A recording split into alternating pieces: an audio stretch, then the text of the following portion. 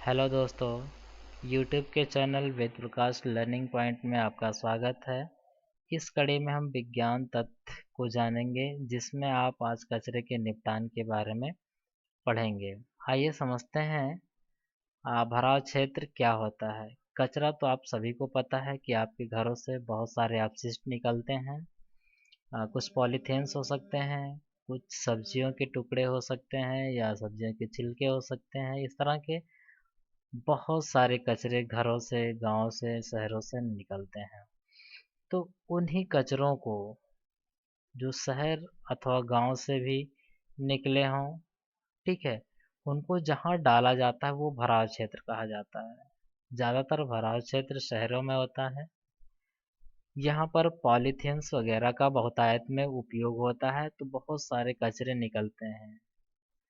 जो लोग नगर पालिका क्षेत्र में रहते होंगे वो देखते होंगे कि वहाँ एक गाड़ी आती है जो रोज सुबह कचरे को उठाती है और वहाँ से लेके जाती है। तो वो कचरा उठाकर वहाँ से कहाँ ले जाती है, वो यही क्षेत्र होता है भराव क्षेत्र।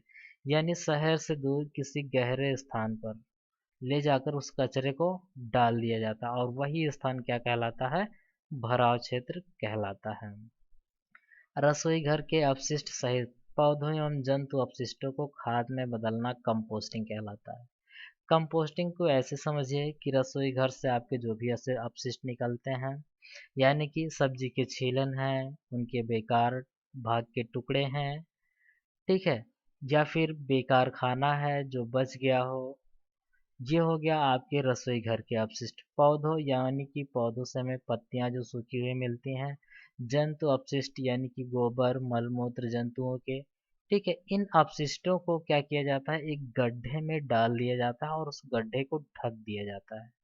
कुछ समय लगभग 2-3 माह बाद वो पूरा जो आप अपशिष्ट गड्ढे में डाले हुए हैं वो खाद के रूप में बदल जाता है। इस पूरी प्रक्रिया को कंपोस्टिंग कहा जाता है और इस प्रकार से जो खाद बनती है उसे कंपोज्ड खाद कहा जाता है।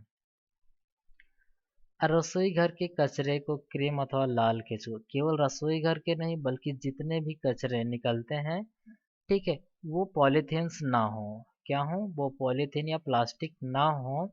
बाकी जो अन्य कचरे हैं जो रसोई घर से निकल रहा है, रसोई घर से बचा हुआ खाना है, अथवा आपके जो खेतों से निकलने वाले पदार्थ हैं, ठीक है, उन सबको यदि वर्मी या केचुओं द्वारा कंपोस्ट में बदला जाता है, ठीक है, तो उन्हें वर्मी कंपोस्ट कहा जाता है और इस प्रकार से बनी खाद को वर्मी कंपोस्ट खाद कहा जाता है। कागज का पुनर्चक्रण संभव है।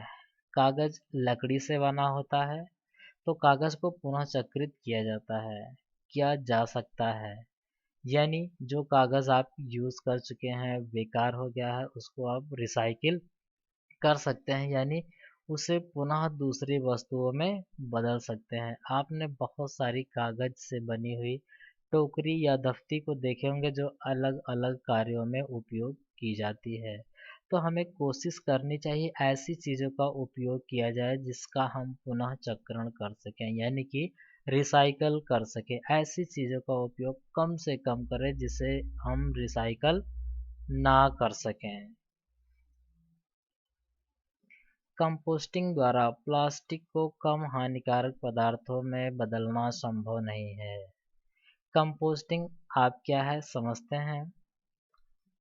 प्लास्टिक को इस विधि द्वारा कम हानिकारक पदार्थों में बदलना संभव नहीं है। आप देखेंगे कि प्लास्टिक को यदि मिट्टी में दबा भी दिया जाता है तो वो बहुत सालों तक उसी तरह मिट्टी में दबा रहता है और वो बदलता नहीं है, यानी डीकम्पोज नहीं होता है। तो वही कहा जा रहा है कि कंपोस्टिंग द्वारा प्लास्टिक को कम हानिकारक पदार्थों में नहीं बदला जा सकता। यानी यहाँ हमें ये सीख मिलती है कि प्लास्टिक का हमें कम से कम उपयोग करना चाहिए या ऐसी प्लास्टिक का उपयोग करना चाहिए जो हम बार बार उपयोग कर सकते हैं। आजकल क्या है, हम सब्जी लेने मार्केट भी जाते हैं तो वहाँ से एक प्लास्टिक का थैला लेकर चले आते हैं। यहाँ तक कि जितनी प्रकार की सब्जियाँ लेते हैं या फल लेते हैं उतने प्रकार की हमें प्लास्टिक फल अथवा सब्जी वाला उठा के दे देता है। तो इन सब चीज़ों से हमें बचना है और ऐसी चीज़ों का उपयोग करना है जिन्हें कई बार उपयोग किया जा सकता हो। हमें कम से कम अपशिष्ट उत्पन्न करने की आवश्यकता है। आपने देखा होगा कि शहरों से प्रतिदिन कई टन मात्रा में अपशिष्ट उत्पन्न होते हैं, जो शहरों की वायु के लिए भी हानिकारक होते हैं। साथ ही साथ सड़कों पर गंदगी फैलती है, आने जाने में समस्या होती है। अतः हमें कम से कम कचरे उत्पन्न करना चाहिए। ये कब होगा? जब हम कम से कम प्लास्टिक का उपयोग करेंगे और उन्हीं सामानों का उपयोग करें जो आसानी से रिसाइकिल किया जा सकता हो। जो भी कचरा हमारे आसपास उत्पन्न होता है, उसे निपटाने के लिए भी हमारे पास एक अच्छा उपाय होना चाहिए, जिससे हम कचरे को अनावश्यक इधर-उधर ना फेंकें और उसको एक उपयोगी वस्तु में चेंज कर सकें। जैसे अभी आपने देखा कि जो भी कचरा निकल रहा है, जो बायोडिग्रेडेबल है, उसे हम कंपोस्टिंग विधि द्वारा खाद में चेंज कर सकते हैं। ये वीडियो कैसी लगी आप हमें कमेंट कर बताएं। अच्छी लगी हो तो लाइक करें, दोस्तों को दिखाना हो तो शेयर करें, चैनल को सब्सक्राइब जरूर कर लें। धन्यवाद।